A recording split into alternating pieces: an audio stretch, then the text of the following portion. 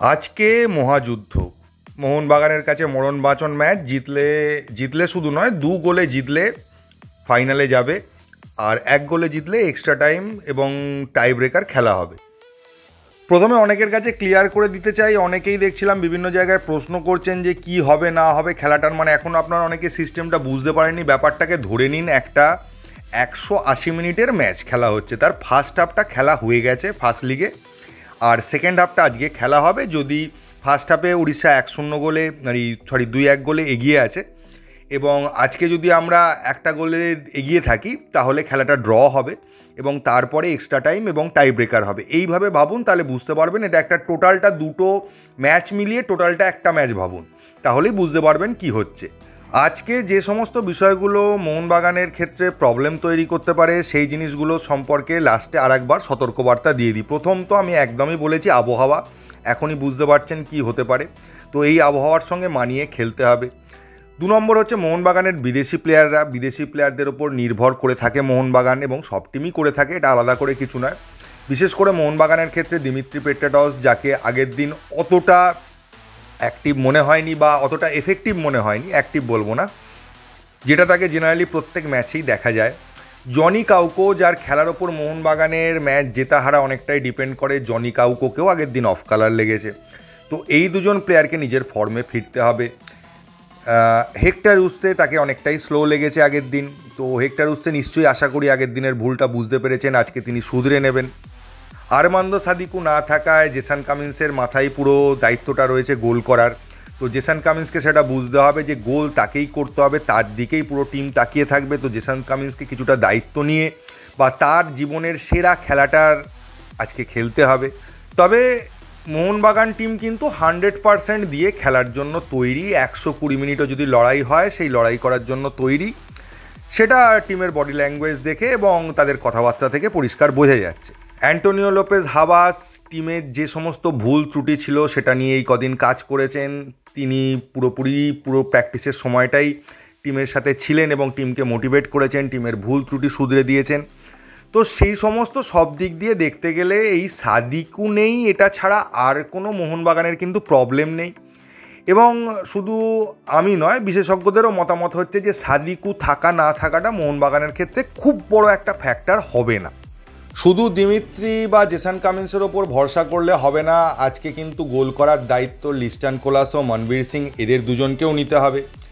এদের আলাদা করে নিজেদের ঘাড়ে দায়িত্ব নিয়ে একটা গোল করার চেষ্টা করতে হবে, কারণ অপোনেন্ট টিম কিন্তু দিমিত্রি জেসন কামিন্স গোল করবে সেটা তারা জানে, ফলে তাদেরকে একটা আলাদা করে মার্কিং করার চেষ্টা করবে, এবং তারা মার্কিং হলে যে ফাঁকটা তৈরি হবে সেই জায়গাটা দিয়ে লিস্টন বা মনবীরকে গোল করার চেষ্টা করতে হবে।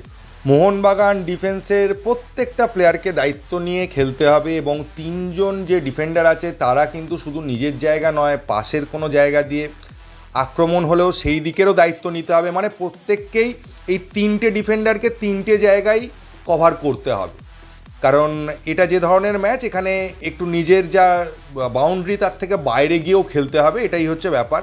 100% দেওয়া মানে আগের ম্যাচে যেটা আমরা দেখেছিলাম, আনোয়ার কিন্তু হেক্টর উস্তে বিট হয়ে যাওয়ার পর এসে কৃষ্ণার পা থেকে বলটা ক্লিয়ার করে, এই ধরনের খেলা কিন্তু খেলতে হবে। ম্যাচে একটা সময় আসবে যখন উড়িষ্যা কিন্তু 11 জনে মিলেই প্রায় ডিফেন্স করবে, সেই ডিফেন্সটা ভেঙে কিন্তু আমাদেরকে গোল করতে হবে, এটা কিন্তু একটা বড় টার্গেট, এটা আমাদের কিন্তু হবে, এটা মাথায় রাখতে হবে যে একটা সময় উড়িষ্যা সবাই মিলে নেমে আসবে, পুরো জায়গাটাকে জ্যাম করে রাখবে, তার ভেতর থেকে গোল করাটাই কিন্তু আমাদের কাছে সবথেকে বড় চ্যালেঞ্জ হতে চলেছে। সেট পিসটা ভীষণভাবে ইম্পর্টেন্ট।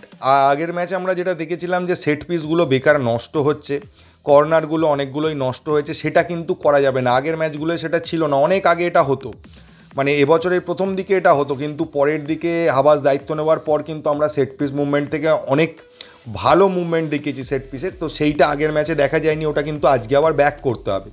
তবে বেশি উঁচুতে বল গোলের মধ্যে রাখলে মোর্তাদা ফল রয়েছে সেটা দেখতে হবে, কারণ ওর হাইটটা যা, ও কিন্তু এরিয়াল বলগুলোকে সমস্ত হেড দিয়ে ক্লিয়ার করে দেবে, তো সেইটা বুঝে পাস বাড়াতে হবে, শুধু উপর দিয়ে পাস বাড়ালে হবে না, গ্রাউন্ড পাস বেশি খেলার চেষ্টা করতে হবে। আগের দিনের থেকে উড়িষ্যার ডিফেন্স অল্প হলেও উইক থাকবে, কারণ কার্লোস ডেলগাডো আর নরেন্দ্র গ্রায়লাট এক লেভেলের প্লেয়ার নয়, তো সেই জায়গাটা থেকে আমাদের ফায়দা তুলতে হবে। উল্টো দিকে ওদের একটা সুবিধাও হয়ে গেছে, সেটা হচ্ছে যে দিয়াগো মরিসিও, রয় কৃষ্ণা, এই জুটিটা কিন্তু ভয়ঙ্কর। এই জুটিটা একসঙ্গে খেলবে, যেটা আগের ম্যাচে খেলেনি। তো আমাদের ডিফেন্ডারদের ওপর চাপ কিছুটা বাড়বেই। ওড়িশার কোনো প্লেয়ারকে আলাদা করে ভাবনা চিন্তা করতে হলে কোনো প্লেয়ারকে নিয়ে, সেটা একমাত্র আহমেদ জাহু। আহমেদ জাহুর খেলাটাকে যদি আমরা কোনোভাবে নষ্ট করতে পারি, তাহলে কিন্তু কৃষ্ণা, মরিসিও যেই হোক না কেন, বল পাস পৌঁছবে না তাদের পর্যন্ত, ফলে তাদের খেলাটাও কিছুটা স্লো হয়ে যাবে। এটা আমাদের মাথায় রাখতে হবে। এবং স্ট্যাটিস্টিক্স নিয়ে আলোচনা করলে কোনোটা মানে একটা স্ট্যাটিস্টিক মোহনবাগানের পরে তো একটা বিপক্ষে। লোবেরার সঙ্গে হাবাসের যখনই দেখা সাক্ষাৎ হয়েছে, ম্যাক্সিমাম ক্ষেত্রেই দেখা গেছে লোবেরাই কিন্তু ম্যাচ বার করে নিয়ে বেরিয়ে গেছে। এটা স্ট্যাটিস্টিক্স বলছে, আমি বলছি না। তো সেই দিক দিয়ে উড়িষ্যা কিছুটা এগিয়ে আছে। আবার যদি মোহনবাগানের স্ট্যাটিস্টিক দেখেন, মোহনবাগান কিন্তু হাবাস দায়িত্ব নেওয়ার পর পরপর দুটো ম্যাচ হারেনি। তো সেদিক দিয়ে দেখতে গেলে মোহনবাগানের জেতার চান্সও রয়েছে, মানে জেতার চান্স বেশ ভালো রকম রয়েছে। আর টিম হিসেবে দেখতে গেলে তো আলাদা করে বলার কিছুই নেই। মোহনবাগান টিমের যা পোটেনশিয়াল আছে, এই মুহূর্তে ভারতবর্ষের কোনো টিমই মোহনবাগানের থেকে বেটার নয়, এবং মোহনবাগান যে কোনো টিমকে হারাতে পারে, কিন্তু সেটা ডিপেন্ড করছে মাঠে খেলার ওপর। এবার একটু প্র্যাকটিসের আপডেট দিয়ে দিই। কালকে হালকাই প্র্যাকটিস হয়েছে, খুব বেশি প্রেশার নিয়ে প্র্যাকটিস করা হয়নি। সেটার বড় কারণ আবহাওয়া। প্লেয়াররা একটু এনার্জি সঞ্চয় করে রাখতে চাইছে আজকের ম্যাচের জন্য, সেই জন্যই হয়তো বিশাল বা মানে ফুল ফ্লেজারে প্র্যাকটিসটা করেনি, হালকা প্র্যাকটিস করেছে, গা ঘামিয়েছে।